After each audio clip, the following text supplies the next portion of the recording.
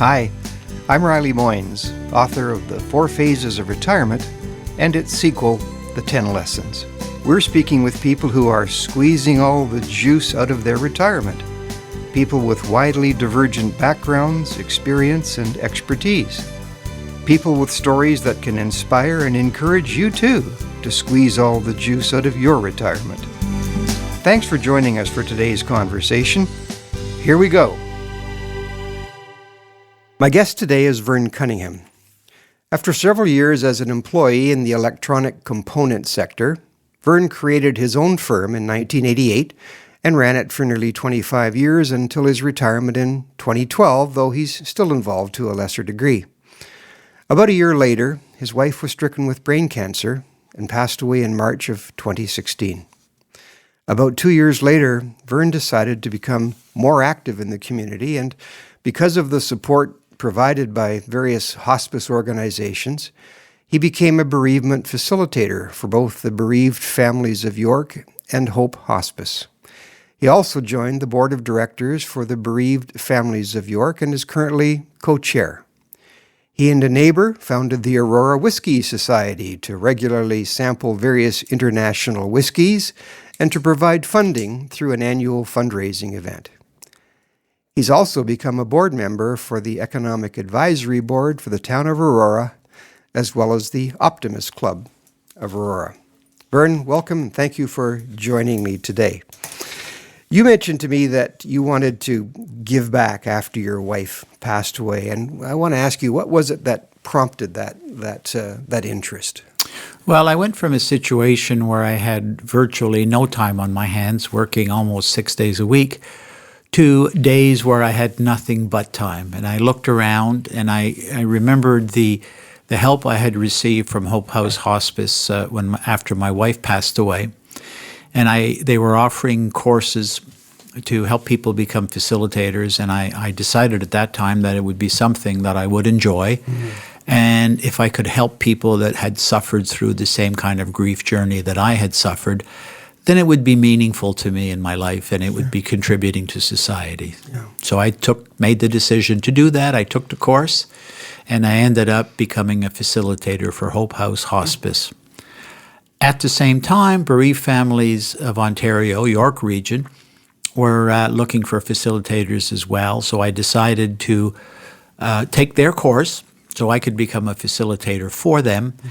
And at the same time, they asked me to join the board. So I ended up getting committed to a lot of different things at the same time. Right. Jumped in with both feet. Pretty much. Now, when you retired, did you kind of know that you would head down this path, or did it kind of emerge for you based on circumstance? No, our plans were that that we would do a certain amount of traveling. We'd be more involved with our 3 granddaughters, and we just enjoy life after working for a lot of years. Mm-hmm. We felt we were due to be able to enjoy it a little bit. Sure. But as I tell people now, planning ahead sometimes is not a good strategy because you never know what the world is going to do for you. Mm-hmm. So in this particular case, I ended up losing my wife to cancer, but I also lost my future. And the difficulty when you have a spousal loss is that you have to reinvent yourself in many different ways, and you have to plan the future by yourself, which is very daunting for most people.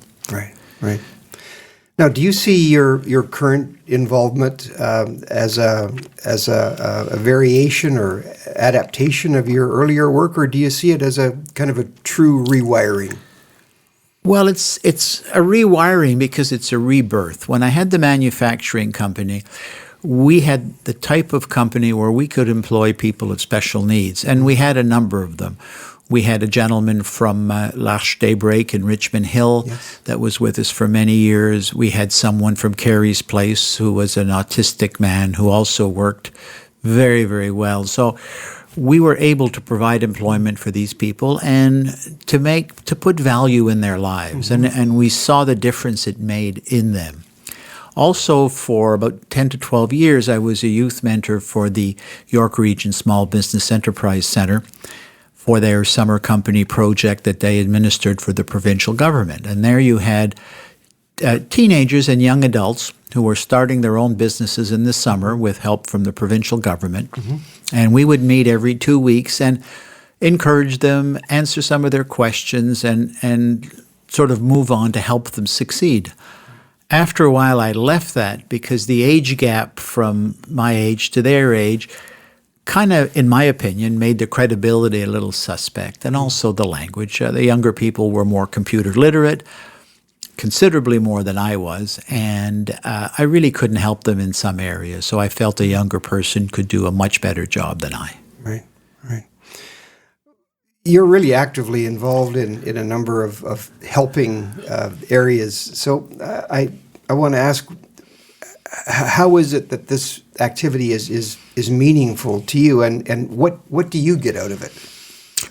Well, I'll go over the different things because a lot of them are very, very different, and I wake up some morning saying, what have I done? Because they are so different. I'll give you an example, is that I'm a bereavement facilitator for Hope House Hospice, Bereaved Families of York, and also I've done a little bit of facilitating for Doan House in Newmarket.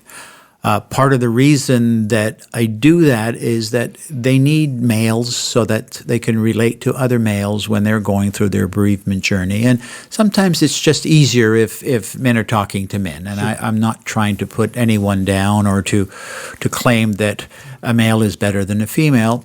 But in a lot of cases, we will work jointly with a female, and it covers all the personalities and all the bases. So I really enjoy that. It gives me a lot of satisfaction to be able to help people, especially at their most vulnerable times of their lives. Life is too short to do it alone.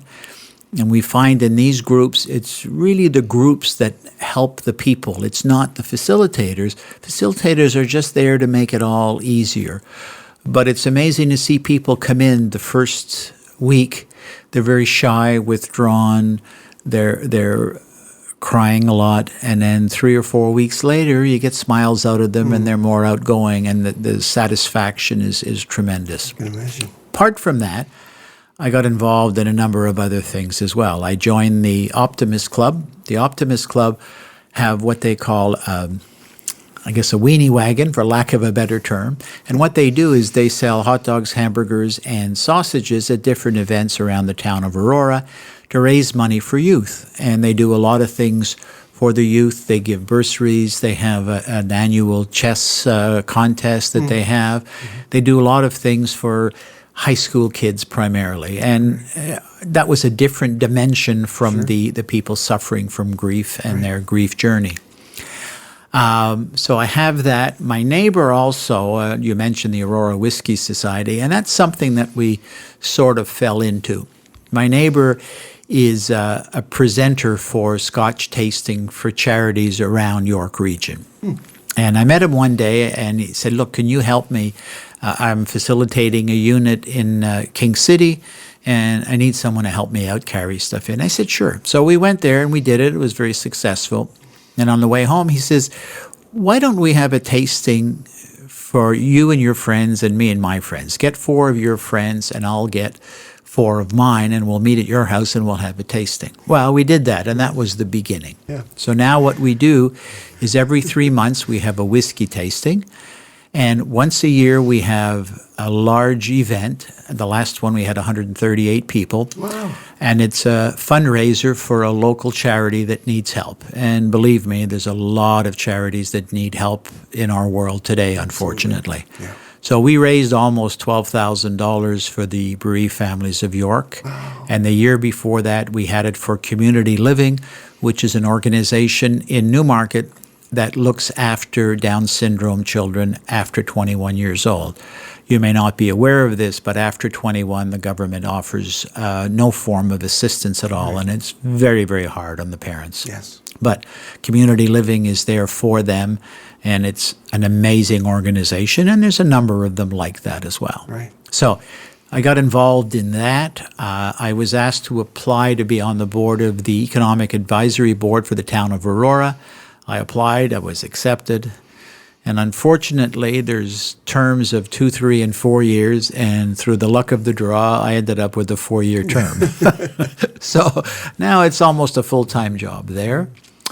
I'm a member of the Oddfellows Lodge in Aurora, which is a not a fundraising group. It's more of a fraternal group that look after each other. And they give donations again to widows and orphans in the community. And that's all they do. So that's a different group, but a lot of really nice, well-meaning people. Right. So lots of activities with a focus on charitable contribution for the most part. For the most part, yes. What about the economic development? Now, what do you get out of that? What is that?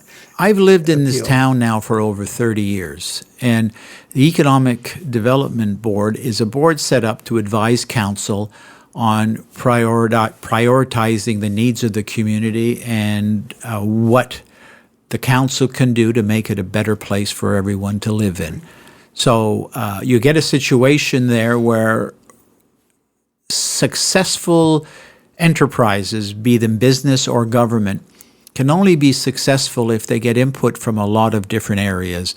If you rely on what you know, sometimes you miss out on a lot of good opportunities. So the council and the mayor were cognizant of this a number of years ago and set this up. And I think it's going to work very, very well for the town of Aurora. Right. It brings me nothing except the satisfaction of knowing that I may have made this a better place for all the other residents. One of the themes that we're working on in this podcast series is the idea of squeezing all the juice out of retirement. So when you hear that phrase, Vern, what does that mean to you? Well, what it means to me is when you're retired, it's not the end of your life. It's the end of your business life, but all the skills that you acquired during your business life are still there. And if you can use these skills to help people that need help in your community, then that's a really nice, good thing to do. I was blessed by being fairly successful in business, and I enjoy giving back. And I find that in our community, there is a large number of people that do that, but do it very quietly, so you don't know they're there. Right. And it's mind-boggling when you see all these nice people. Squeezing all the juice. Absolutely, and using every hour of every day productively instead of drinking beer and watching TV, which is all right too. In but moderation, sure. Yeah, but nonetheless, is that they're doing things, they're helping out, and they get a tremendous sense of satisfaction, and it makes their life better and other people's as well. So if someone were to ask you your advice as to how they could go about squeezing all the juice out of their retirement, what kind of advice would you offer? Well, I'd tell them to try a lot of different things. There may be some things they don't like, but if they don't try them, they won't know what is suitable for them. And it's amazing how much need there is in the community. There's needs in places like the Welcome Table, which feeds over 100 people every week that are in need of a nice home-cooked hot meal, and they're not able to get it where they live in any community. So things like that give you a tremendous sense of satisfaction when you can do good for people that need your help. Right. So try it all. Try the Optimist Club. Try the Rotary Club. Try the Probus Club, which is another club that I belong to. And you'll find that it's very, very personally satisfying to do that. Sure. Now, one of the other themes that we're working on is this suggestion that you really shouldn't retire, at least in the traditional sense, but that really the challenge is to rewire. Absolutely, So absolutely. What does that mean to you when you hear that phrase? Well, I mean, retiring has the image that you stop doing everything. All of a sudden, you sit down, all you do is read a book all day long. Well, that's pretty boring to do that. Rewiring or refocusing your life on helping out your fellow man, I don't think there's a nobler thing that anyone can do. And there is a tremendous need in every community in this country. Yeah. And so when someone were to ask you your advice as to how they could do that, how they could rewire, what advice would you give them? Well, what I would tell them is that, first of all, discuss it with people you know, because you don't know what's out there. The internet and websites are a tremendous resource now. You can go to all the different towns and find out what service clubs are in that town, and then look at what these service clubs do and determine if it's something of interest to you. Sure. If there isn't, you can volunteer at a local hospital. You can volunteer at seniors' homes where they need people to drive seniors to doctor's appointments or to the cancer clinics. Right. There's so many things like that. But start with the town website, and you can go from there. Sure. And speak to your friends. Yeah, yeah. So, Vern, you've got a lot going on, and so let me finish by asking, what are your future plans? What are you going to do in the next few years, as far as you can tell? Pretty much more of the same. Everything is expanding. I mentioned the Probus Club before. I'm currently the president of the Probus Club in Aurora, and we have a group of close to 100 retirees that are part of the Probus Club. Yeah. And that's very satisfying, too, to try to make it as successful as we can make it. Now, they've been successful for many years, but it's making sure the events are planned that are suitable for them, something that they would like to have, coordinating with the program directors, the speakers that come in, and the entertainers that come in. So that's very helpful there, too, and seeing it grow. So the future is going to be more of the same there, getting more involved in the Optimist Club, getting more involved in the other groups that I'm involved in. Good for you. Vern, you're a classic example, I think, of someone who is squeezing all the juice out of retirement. I see you as a classic Phase 4 person who is just enjoying and making the very best, applying some of your experiences to helping others, and I want to thank you very much for joining me today. It's been a real pleasure. You're more than welcome. It was my pleasure as well.